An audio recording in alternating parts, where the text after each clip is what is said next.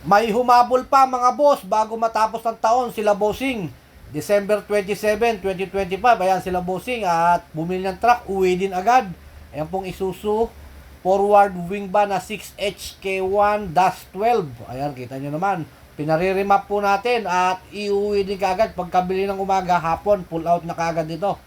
Ayan, pero tanggal natin yung mga katalitik. And then, maraming salamat po sa kay bossing na at nagtiwala po sa akin. At ito po, at pina-change oil na po natin yan, remap, and then lahat ng kuryente, electrical, okay na, aircon, at mabilisan lang po at pull out din po kagad. Maraming salamat po. From Bulacan po sila. At tayo po dito sa company po na ito nakakuha ng mabilisang video, pull out agad, dahil sa ibang company walang pull out agad, dito lang po. Maraming salamat po. Please subscribe my YouTube channel and then my Facebook page.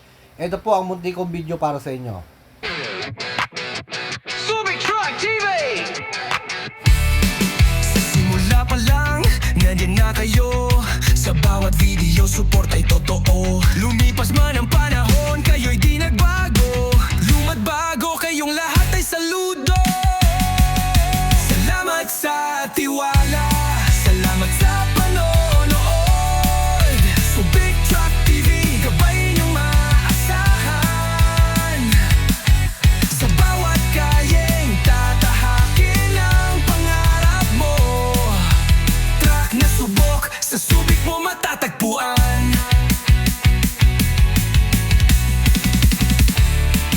Kayo ang dahilan, ba't tuloy ang lakbay? Ang suporta nyo'y gabay sa tagumpay.